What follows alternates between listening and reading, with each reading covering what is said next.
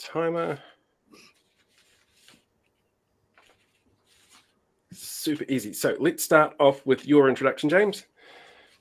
Yeah, well, g'day everyone. I'm James McDowell. I'm a list member of elected in 2020. So I'm a Hamiltonian. I've spent the best part of 17 years in the city, with a short break in the middle there, working in Wellington. And so, look, I'm very passionate about Hamilton. Got a lot of family ties, and it is my official sort of residence, if you like, being a list MP. The massive issues at the moment, particularly in Hamilton, though those issues extend beyond the city, of course, but really the crime situation in Hamilton is out of control, particularly in terms of ram raids and smash and grabs, and that's something that we can, I'm assuming we're going to be talking about during this show. The cost of living is on everyone's mind, and for ACT, look, we're totally opposed to co-governance, and this is an issue that's creeping in as well. So just here to spread the good message and spread the word, grow the party. And so what I mean by grow the party is, of course, if I do get elected as the MP for Hamilton West, then the ACT Party gets another MP, another list MP. So it's a bit of a 2-for-1 deal. Perfect. Georgie. Oh, kia ora koutou, ko Georgie Danzi aho. Look, Hamilton is an awesome city. It's that's why it's the place that I've chosen to make my home. I live here, I work here, and I'm bringing my kids up here. In the weekends with my kids, we like to bike along the cycleway, along the river.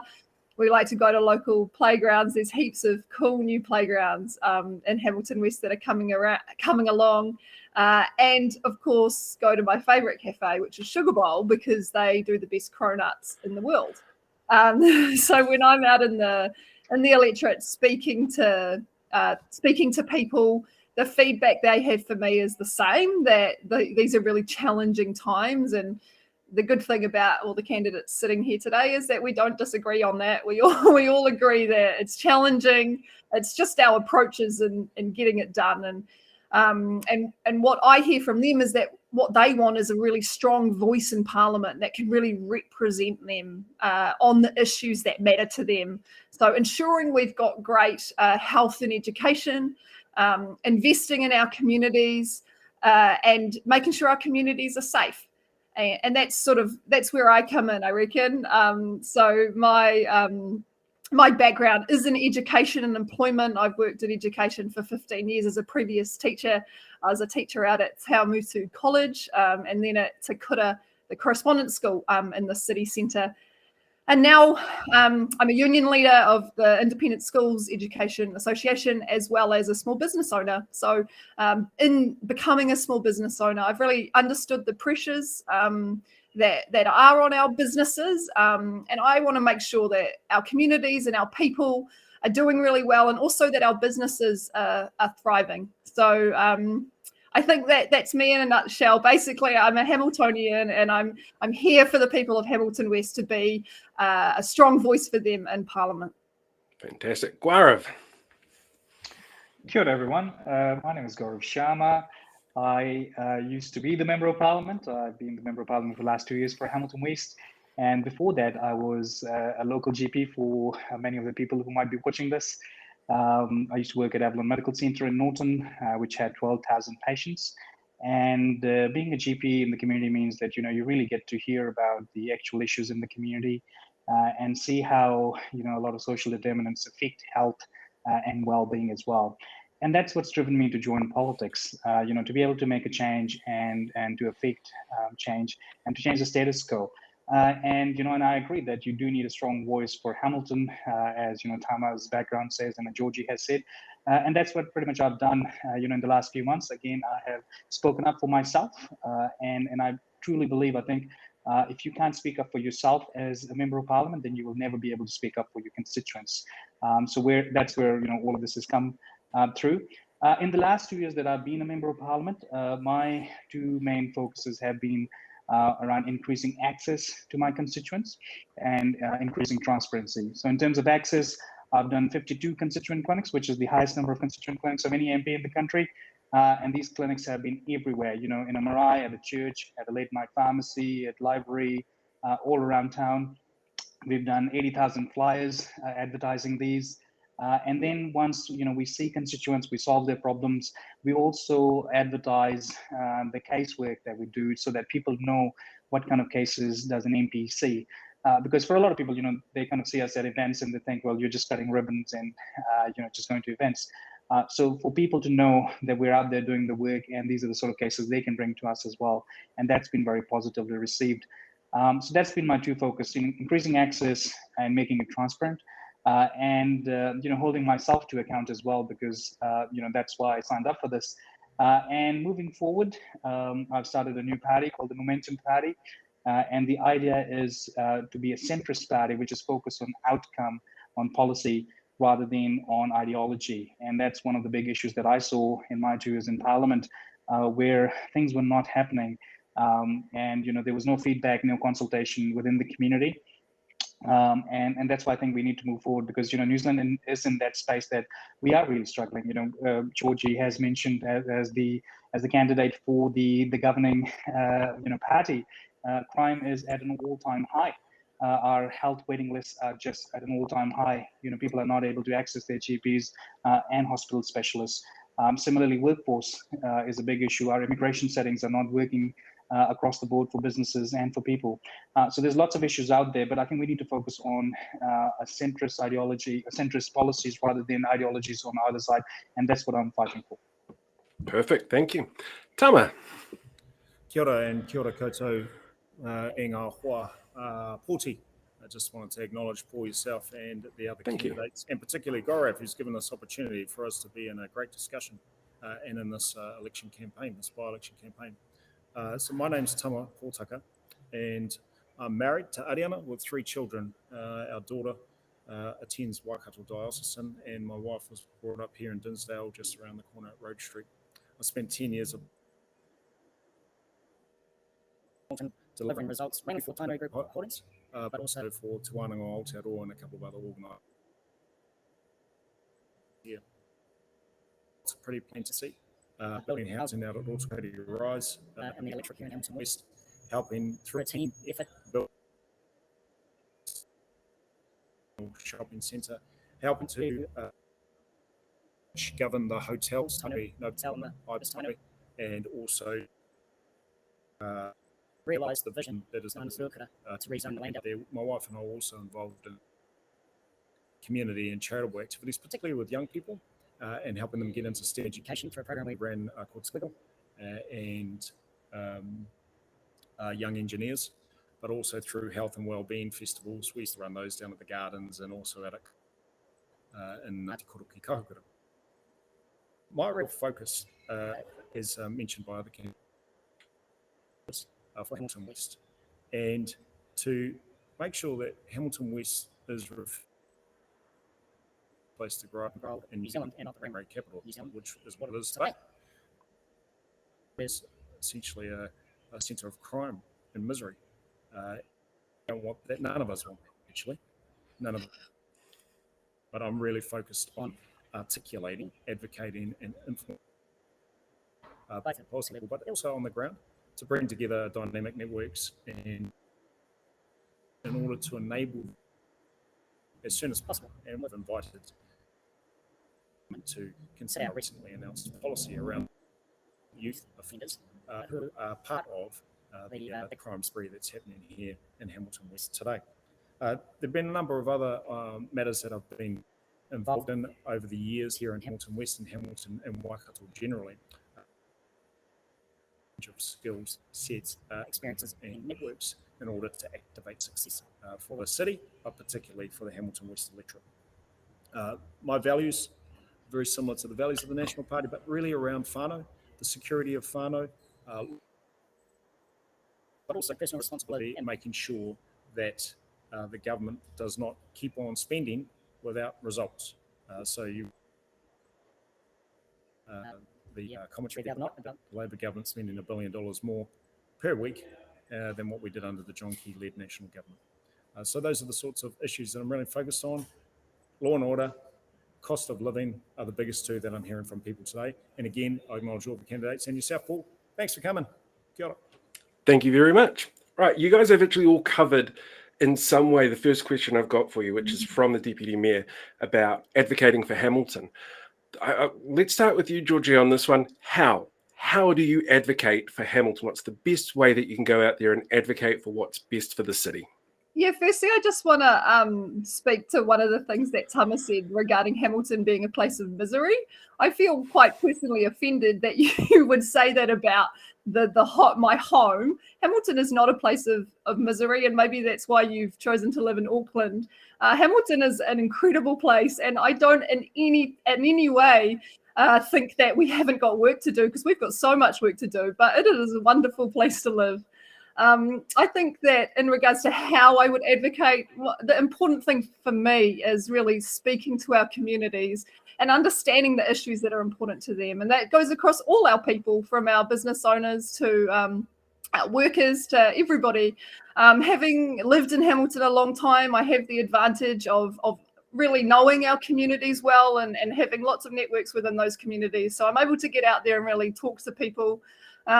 The whole point of being a member of parliament is to represent constituents, and that is 100% how I would go about that, and make sure that I was really putting their issues front and center and addressing the issues that are important to them.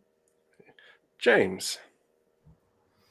Yeah, I mean, that's basically it, right? As an elected member, your job is to represent the voices of people in your electorate in this case. And it might be also, if you're a list MP, your region or your portfolio areas.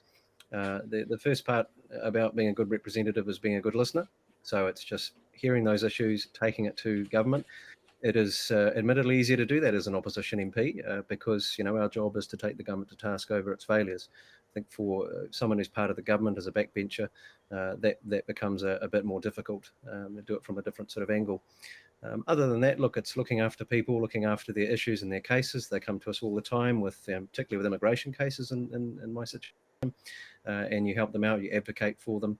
There might be other avenues if it's around transport. I mean, I'm on the Transport and Infrastructure Select Committee, so part of that is taking those issues there and that experience and knowledge and going, this is what we want in the area as well. So, yeah, most importantly, it's about the people, not about yourself, and that's how you advocate. Tama.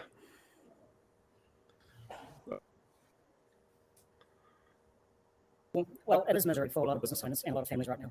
When you have to sleep in your shop with a baseball bat and you're thinking about arming yourself with a gun to prevent ram raiders from... That is a state of misery. Where you don't want to be, because you can't sell your shop when people have broken into it. And like people like Matt Royal down at Sports Safari, you just can't do that. And what we know is that the government of the last 5 years has not dealt with crime in a meaningful, sustainable, resilient manner, that in a way that's enduring. So it may not be a misery for those folks that live on Hamilton West. It is.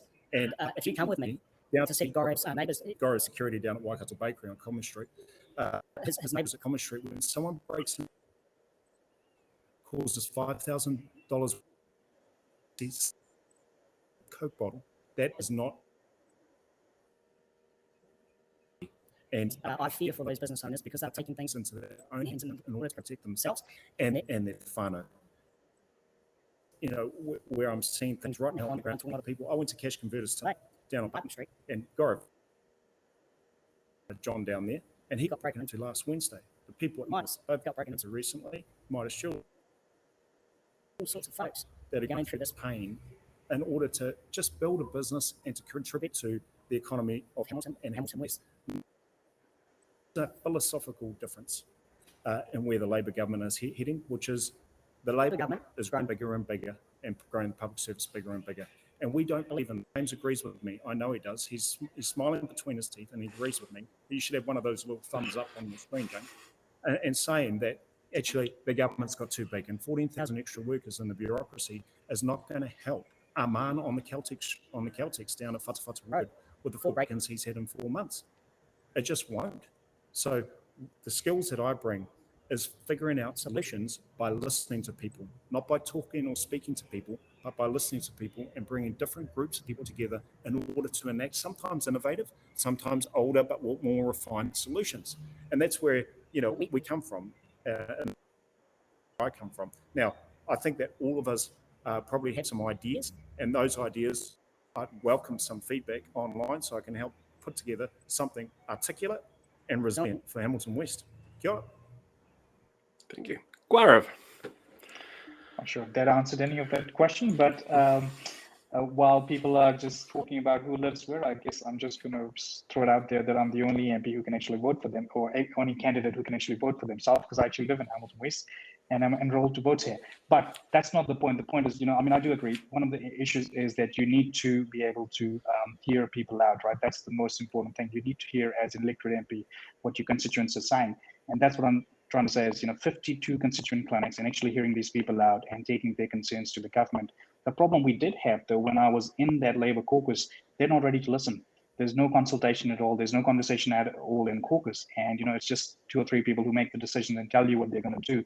And this is why, even though, Three Waters, for example, has some good merit, it's about making sure that infrastructure is working, that there is investment in it. I'm the only member of parliament out of 120 who took a petition against Three Waters, because I appreciate the fact that there are 67,000 constituents in Hamilton. Not everybody's going to agree on policy. But the Labour government said, well, you can't take a petition against your own government, right? And that's the sort of MP you need, who can stand up and say, well, that's actually what my constituents, some of them, want. Right? If you're part of that government, which is not even ready to listen to you, they didn't listen. I was trying to talk to them about health reforms. I was in those caucus meetings and they're like, well, sorry, you're asking too many operational difficult questions. We're not interested in that. We just want the tick box stuff. So, I think the most important thing to understand is, if you're part of that government and you're a member of parliament, well, nothing's going to happen, because they're not interested in feedback. I've been there. I was in those meetings for 2 years. Nobody's interested in your feedback and your discussion.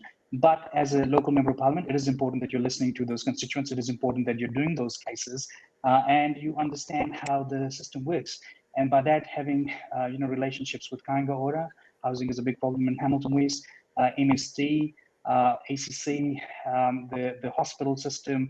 And that's the, if we've got 1 year until the general election, and if you've got a new person being elected as a member of parliament, they're going to spend the next year just setting up an office and getting ready to do these cases. While we've already got those relationships with these agencies to do the cases. But I think the most important thing is actually taking your concerns from your constituents, where sometimes they will not agree with your party. Sometimes they will not agree with your government if you're in government. But being able to take them to parliament is very important.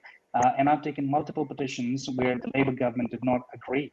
One of the petitions was against removing the Russian ambassador. And the government said, well, because of diplomatic reason, we don't want a Labour MP taking a petition about removing Russian ambassador.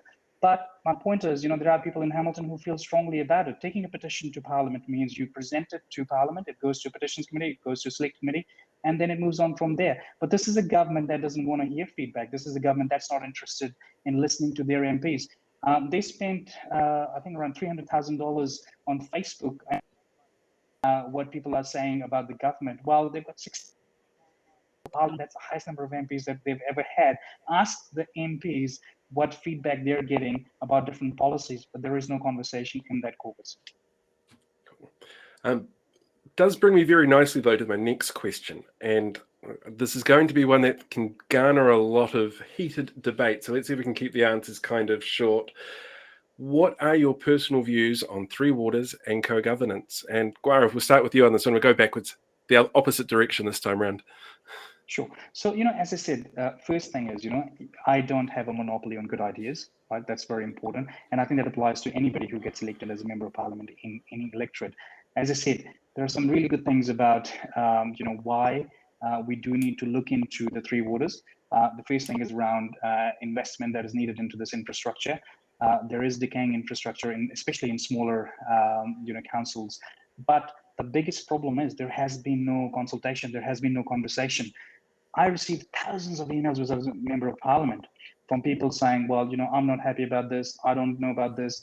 What can I do? And I said to them, well, it's your council that gets to decide, because this is not compulsory, right? So talk to your councillors, convince them.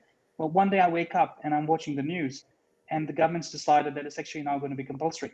Didn't even receive an email. I'm supposed to be the member of parliament for that party, for that government. I just found out on the news that it's now compulsory. And then all these people are emailing me saying, hey, you said to me this wasn't going to be compulsory. this was going to be a council decision. How come it's compulsory now? And that's one of the big problems with Three Waters or health reforms or education reforms across the board. There's centralization. So yes, there's a lot of merit into looking into the Three Waters, but there has been absolutely no conversation. And another thing I'm going to give you a quick example of is I sat on the Health Select Committee when the Water Services Bill came through, right? 72 clauses in that bill. We were presented the documents overnight. A lot of MPs didn't even read it. Most of them were government MPs. Two of the clauses said, the first clause said, Tomata Orawai can make any urgent decision. Absolutely no definition of what urgent mean, could be anything. And the second one was the only way to challenge the urgent decision was that you would have to take them to court. And everybody just went tick, tick, tick, tick. And I had to stop them and say, well, these two make no sense, because for your common citizen, if you have to challenge a Tomata Orawai decision and we don't even know what urgent means, you're not going to spend $50,000 taking them to court, right? So then people agreed. Christopher Luxon was on that select committee at that time. We all had a look at it, reviewed it, and those two clauses were removed. So the point here is, we need to have that feedback, that discussion. And I think the biggest problem people are getting at the moment is there's just no conversation at all. The government is just going headstrong, rolling out these reforms. Same thing in healthcare. As a doctor, we have had absolutely zero conversation with the general practice college, the surgical college, the anesthetics college, and these are the people on the ground. Trying to remember what order I had everybody in. Been a long week. And it's only Monday. It's terrible. I know. Tama, Three Waters and co-governance. Yeah, kia ora. Look, my position and the party position on co-governance over public services is that we do not support it. So the Māori Health Authority and other co-governance arrangements proposed on Three Waters, we do not support that. We focus on needs and delivering against needs. And the arrangements that are proposed will actually deal to the needs of people such as those that are not so healthy and have few health issues. So that's the firm point. Now, a question was asked, and I can say it again, co-governance around treaty settlement arrangements. We have acknowledged that we have been at the front of some of those. So we can acknowledge that.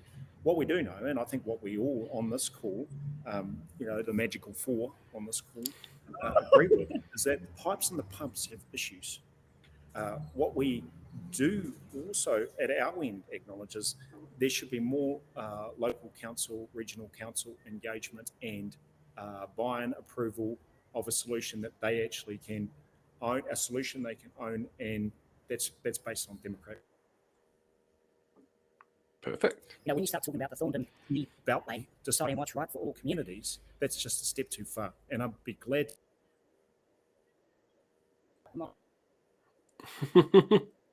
James, do you support those observations? You're on mute. Once, so it happened in every Yeah. Don't stress too much about the audio. I'll cut this part out, but each of your individual tracks records audio separately. So when it comes to editing it, I'll just cut out what other people are doing in the background while someone's talking.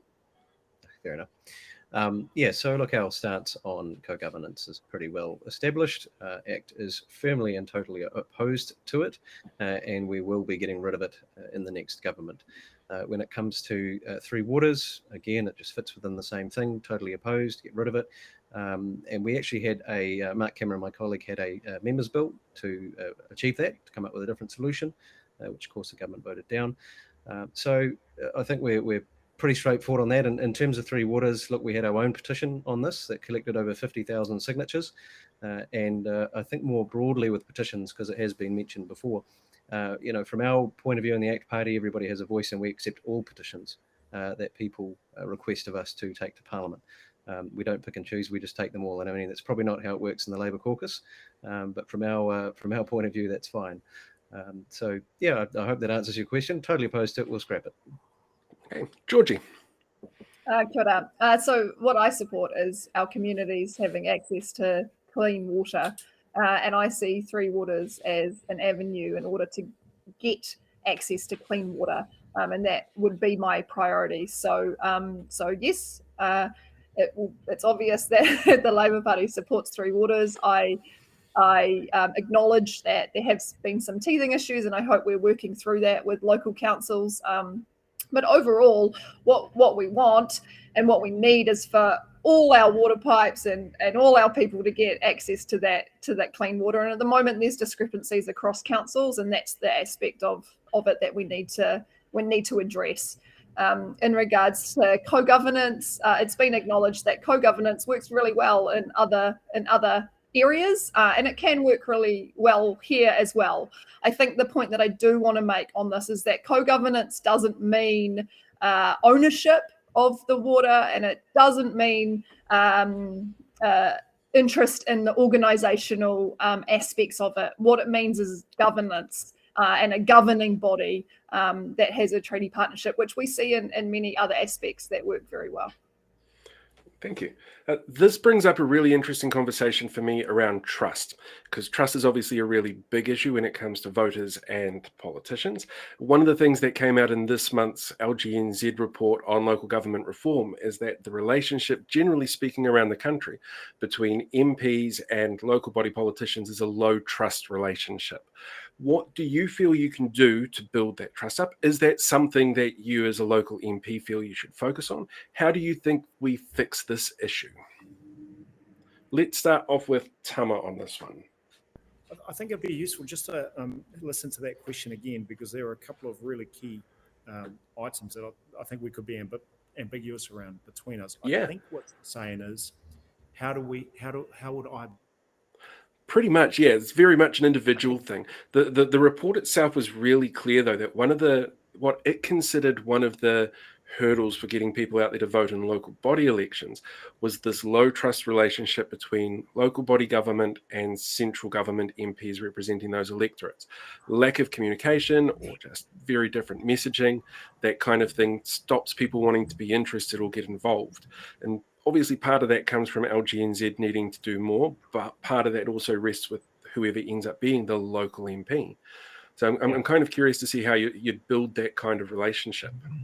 Well, first of all, I've had nearly 2 decades of working with councillors across Waikato, both Waikato Regional, many councils around Hamilton, and Hamilton itself, Hamilton City. Double that up, work with various executives like Blair Bocott and Richard Briggs, former CEO, Lance Vervoort, the current CEO, and other executives of the Hamilton. During my time working as a team member at Taino Group Holdings, we had quite a few disagreements, and that's actually okay. It's okay to have a disagreement as long as all the butterflies in the tummy are heading in the right directions. So, that's the space that I, at a level of close personal collaboration, have the disagreements, and that's fine, but let's really prioritise things in Hamilton generally. Now, great example at that time, of course, was Ruakura And the rezoning of Ruakura, where, as a team member with Mike Pawhill, Nathan York, and others, Chris Joblin, the current CEO of Taino Group Holdings, we sought the rezoning of Ruakura, and it actually didn't happen because the council did not approve it through the district plan. So we spent $3 million, went 3 years through the EPA, and eventually the EPA said no, rezone it. So I've been in those conversations for literally decades with councillors and council staff. Another great example was when working in Auckland for the New tried to establish investment propositions for Hamilton to build wastewater plants and other things in the city, to bring external funding to the city that was not reliant on debt headroom and Crown funding. Now, that would be music to the ears of James, because it activates different types of funding streams in order to enable the aspirations of the city. Now, if there are other folks on the call that can speak to those sorts of experiences, I'd be interested to hear them, because I think ultimately we cannot rely on debt and Crown funding in order to reactivate the city into something that I would call the best place to grow up and grow old in New Zealand.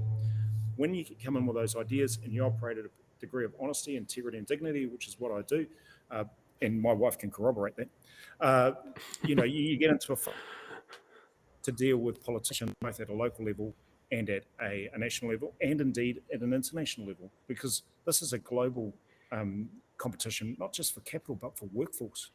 This is a global competition for workforce. So you can have those conversations, but you still got to have a workforce to activate.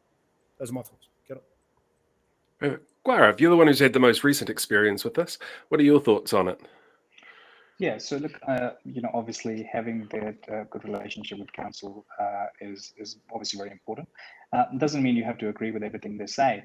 But one of the things, having done those heaps of constituent clinics was that despite, there being a very distinct difference between what a MP's role is and a councillor's role is, often people don't see it distinctly. They will often come and talk to you about things that are very much led by council, whether it's, parking spots in Hamilton, or it's cycle lanes, or there's something wrong with the traffic lights or the roundabout. But it also means that, actually getting those results for people and liaising with the councillors and the city council. So I've got a good relationship on that. We have regular meetings with the mayor, with the city council, before everybody got elected recently. And similarly with, with police, Kaingaora, MSD, corrections, all those agencies which are important. And what that means is, so, for example, on Collins Road, there's a new Kaingaora housing work going on. So we got notified about it by corrections and Kaingaora, because they're putting up winding from corrections there earlier on. So, before it got announced to public. So we had the details. We organized public meeting. We did 10,000 flyers from our office, and made sure people came together and were able to discuss their issues. Similarly applies for any council-related work as well. So having, again, access to those agencies, having connections there, and having those relationships where they can flag things and say, this is what's happening, or this is what we're looking at, is quite important. Similarly with what's happening at the Melville schools at the moment, Melville Intermediate, Melville High School, there is going to be an amalgamation. I've attended all the meetings. I was personally there meeting up with both the principals before the announcements got made, when the interim announcements got made, and just make sure that the voice of the community again was heard by the Ministry of Education, but also by the principals and the board. So that is quite important. Already have those relationships set up and very regular meetings, again, to liaise between constituents and the council, because it is a close working relationship. And as I said, often people don't realize what the distinction is, and they just want you to go and lobby about those issues. So, I've done that in the past, and I'm happy to continue to do that. Georgie.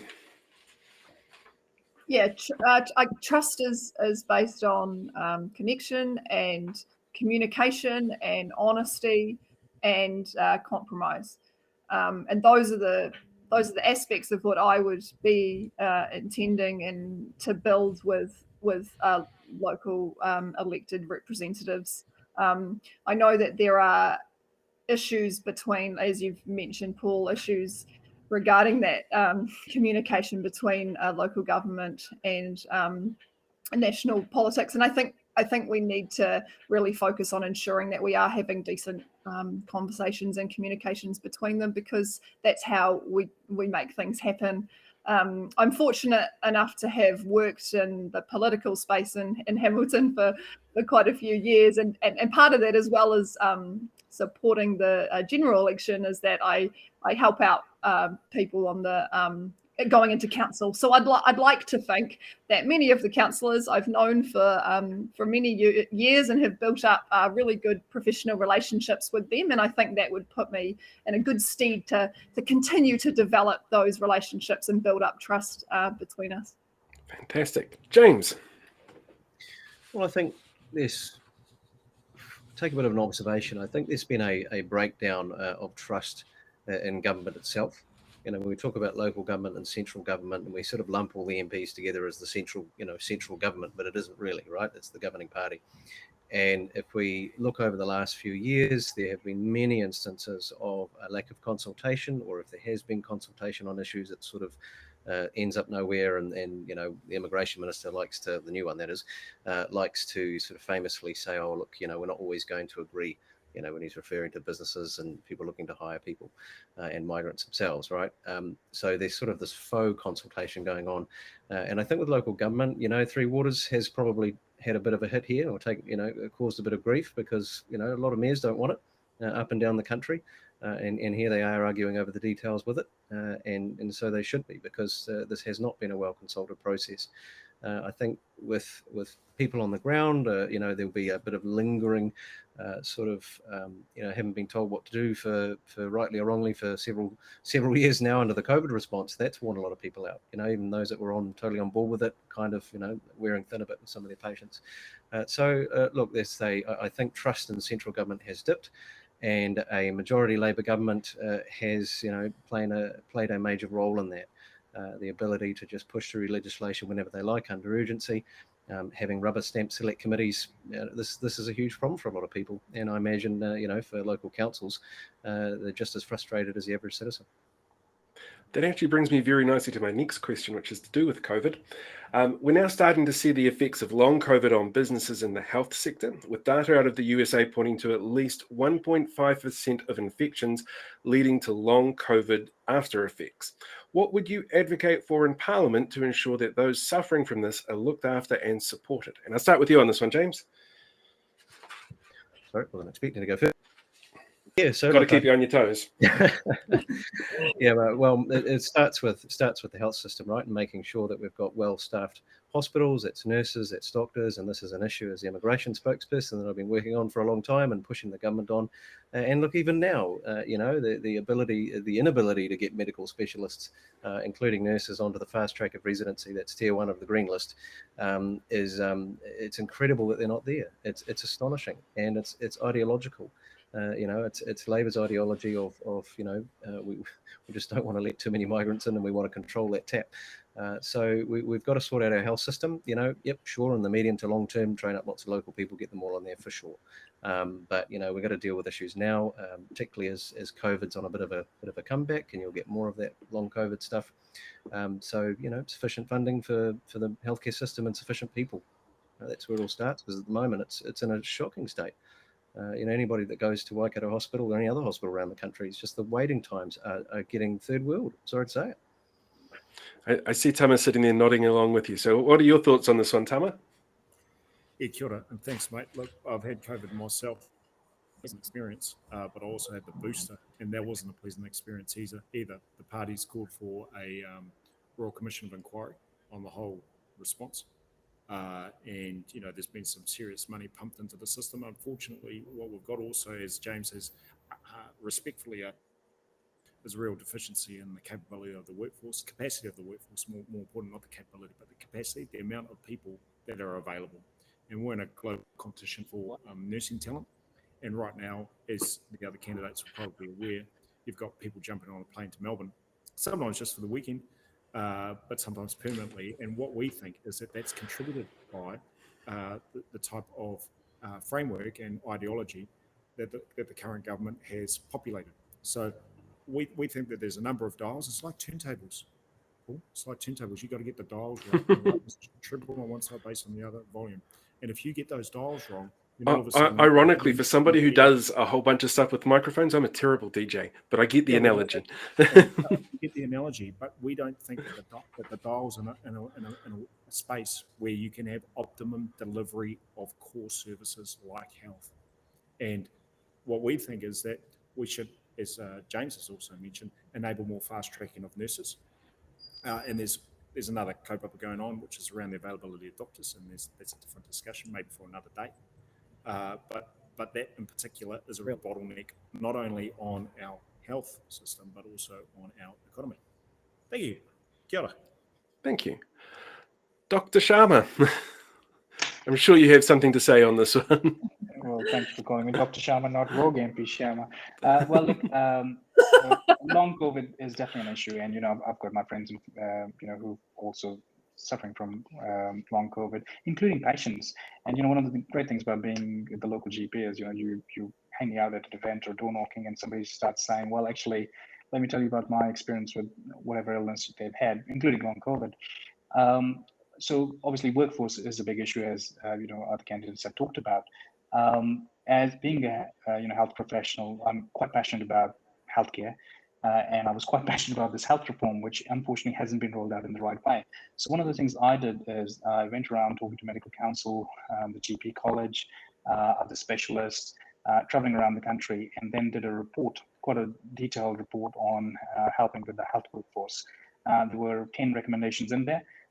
0.5 of which were accepted and looked into. And that's one of the issues, right? Like talking to specialists on the ground who agree on something and then presenting it as a health professional, and then barely any of that even being looked into. But the health workforce is a problem, and we saw that the problem in policy from the government at the moment is it's not practical. So during COVID, for example, we had MIQ, people had to come through that. Waikato Hospital hired specialists, ICU specialists, who were given the job, had the visa sorted, but couldn't get an MIQ spot. So I had to intervene. The hospital got in touch with me. We had 3 specialists who we helped support that were eventually able to come in. But the problem was they had the visa, everything was sorted, but they couldn't come in, get an MIQ spot for 6 months, which is absolutely ridiculous. You would think that the government would have a full plan around it.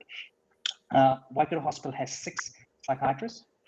One of them, 6 psychiatrist spots. There's only 4. One of them is a teaching psychiatrist. Well, guess what? They've been here for 20 plus years, but their parents are not welcome to New Zealand. So this person, tried their best, didn't happen, moved to Wamba. They're now in Australia. Parents got visa day 0 before he even got to Australia. So now we have the teaching psychiatrist of Waikato Hospital gone.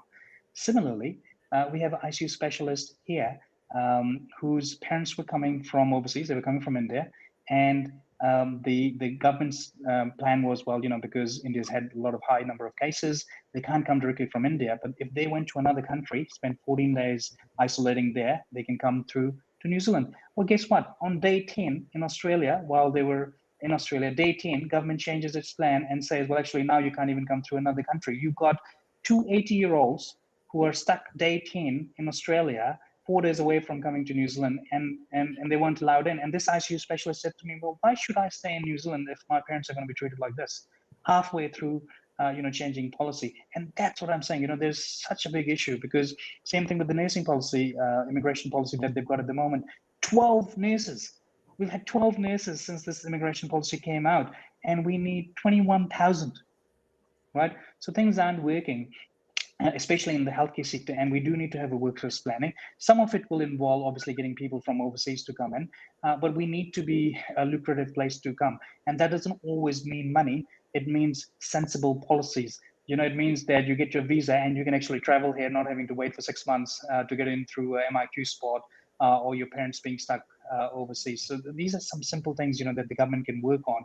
And then obviously, we need to increase our own medical workforce here, whether that's doctors, nurses, healthcare workers, occupational therapists, physicists, all of that is needed. And that's how, we can look at whether it's long COVID or any other illnesses at the moment. But people are waiting 2, 3, 4 weeks to see a GP. Right? I mean, we already have a problem in this country where a lot of our high needs population can't even, are not interested in seeing a GP until it becomes a last minute problem, and then they end up going to the hospital. But now people who do want to go and see their GP are not able to do that. One of the places I was door knocking recently, I ran into one of my former patients, and she said, Dr. Sharma, you made this referral 3 years ago, and the child has just been seen by ENT this week. And, and this is a young baby who is having developmental issues because they haven't seen a child. And in 3 years' time, that's like 50% of the child's life. Things have already gotten worse. So there's lots and lots of issues where the government is just absolutely not looking at it. One sort of unrelated but related example is the school in Hamilton, which the government said they were going to close, and they're looking at high-risk youth. They're helping support them, young kids who've already committed crimes. And this government says, well, actually, we're going to close this school. And it wasn't until News Hub asked the question that they came back and said, maybe we're not going to do that. These are the examples of policies where, they just tick box, and somebody in Wellington is not even interested. They have absolutely no idea what's going on here. Thank you. Georgie. Yeah, that answer was so long I almost forgot the question, but I think I can carry on. Look, firstly, I just want to acknowledge I too have had COVID, and it was not nice. And those who are suffering from long COVID, just so much sort of araha to those people. And the fact that we don't actually really understand the true effects of long COVID yet, and that's still a journey for us to get through as a nation and as a country. The whole world. So just really want to acknowledge that it is an issue out there. I think what you'll find, and actually last week I was with Minister Nanai Mahuta, Minister for Foreign Affairs, and I was lucky to catch up with her, and I asked her about how her portfolio was going in foreign affairs. And one of the things she said is, she said New Zealand is the envy of the world in our COVID response, and our health and science-based approach to COVID, I think, has had a huge effect on where we are now in regards to health. So I do want to acknowledge that, and the competency in the government to get us through that really challenging time. But we do need to keep thinking forward and think about further things that we can do to ensure that we continue to look after our communities in the healthcare sector. One of the things that Labor has done is invested 40% more into the healthcare sector over the last few years. So although it's not perfect, and I do acknowledge that, we're putting more money into upgrading hospitals and health centres, and more money into doctors and nurses across the board. The other thing I wanted to touch on, because I think it's important, is the impact of mental health on our communities in regards to COVID. You know, and we know that there were, during our time of lockdowns and dealing with COVID, there was increases in mental health, and I'm sure that still affects many people, and long COVID has a mental health effect to it as well. This government is the first government that's really taken mental health seriously and has invested in ensuring that the mental health of our people is good. And one of those aspects is the investment in the new mental health facility that is coming to Hamilton, which I'm so pleased about, and so pleased to hear that we're going to get that more support for Hamiltonians in that space. Sorry, look, I'm sorry to interject, but can I just say, I was thinking Gaurav's going to say something about this mental health. But yes, because I think, and that's one of the problems we're seeing with this government, right? Like, there's a lot of announcements of things that are not happening. Henry Bennett Centre, right? They were talking about this when I was a candidate back before I got elected in 2020. I was a candidate in 2017. We were talking about Henry Bennett Centre. I was a candidate in 2020. We were talking about Henry Bennett Centre. I got elected as a Labour MP. We were talking about Henry Bennett Centre. Of the Labour Party, I've started my own party. We're still talking about the Henry Bennett Centre. Well, guess what? It hasn't even started building, right? Hasn't even started building. But I'll give you another example. Dunedin Hospital, 2017, David Clark, the health spokesperson for the Labour Party, said, we're in opposition and we're petitioning the national government that we want Dunedin Hospital to start building right now, 2017. And if Labour was in government, we will start building in 2017. 6 years on, it hasn't started building. It was supposed to cost $1.2 billion. It's now going to cost $1.8 billion. It was supposed to be 125,000 square meters. I'm glad George is taking notes. It's now 91,000 square meters. Right? And the problem is, the new hospital is now going to be smaller than the older hospital, right? So 6 years on, the hospital hasn't started building. It was going to cost $1.2 billion. It's now $1.8 billion. It's going to be smaller than what they promised, right? And talking about interest in mental health, it's all good. It's all talk. $1 billion in mental health. Well, turns out they actually spent like $200,000 out of it because they didn't even know where to put the money. So I'll take it. It's not about making announcements, right? Where is the outcome? $11.4 billion in this year's budget in health. No new hospital, no new ward, no new doctors, no new nurses, right? Where is the money going? $500 million spent on a health reform, and where are we with it? Nobody knows the difference between the locality network and PHOs. The GPs are more confused than they've ever been. The hospital specialists are more confused than they've ever been. So, just saying that we put money into something and then saying, well, actually, haven't actually spent it. We've just earmarked it 5 years ago. That's not going to work. Where is the Henry Bennett Centre? We've been talking about it way before I was a member of parliament. I was a candidate. Paul, give me 30 seconds just to respond to that. I promise it'll be short. I just want to say that over the past little while, obviously there's been delays as far as getting materials and things in regards to COVID, and I want to acknowledge that delay. And I don't disagree with you, Gaurav, that this has taken longer because we've been in a really difficult time for getting that stuff. But what I do want to say is that mental health is incredibly important to me, and should I be elected as the Member of Parliament for Hamilton West, that would be an absolute priority to me, is banging on the doors of those ministers and getting that mental health facility up and running. Thank you. I'll jump onto the next one because we're running out of time, but we'll sort of stick in the same general area. What do you Well, I plan to need do? go- sorry to interrupt. I need to go at 4, which is in 2 minutes. Can we do you as well, Tama? Yeah. Okay. I'll ask the last 2 questions in. We'll see if we get some really quick answers for this one. And we'll go Georgie, Guarev, James, Tama for the answer on this one. Is there any policy or stance of your party that you'd be willing to cross the floor on?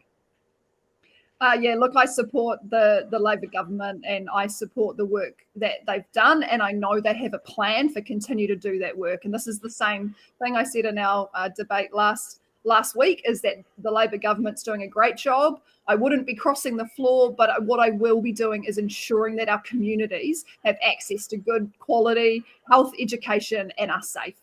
Cool. Guarev. Your party's not there yet to be able to cross the floor. But I'll give you quick 3 things, right? First of all, Three Waters, right? When I was a Labour MP, still took a petition against Three Waters, despite Labour government saying don't take it. Same thing with the removal of Russian ambassador. Labour government said don't take it. I still did.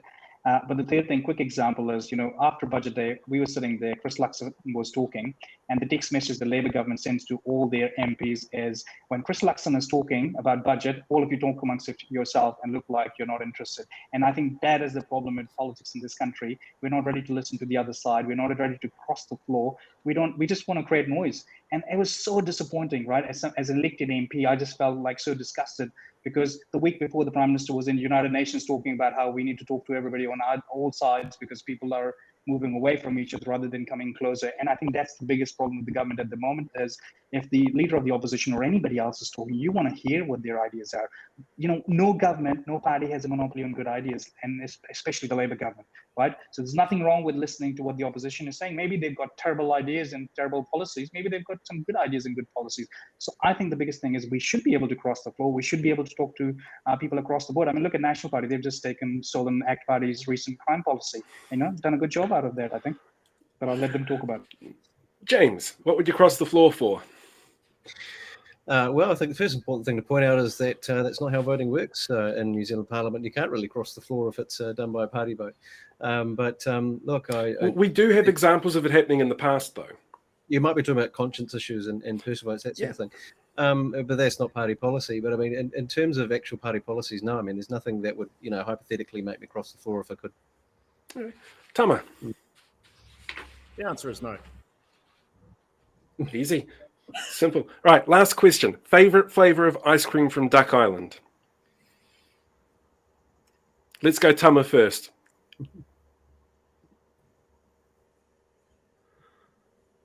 And ice cream.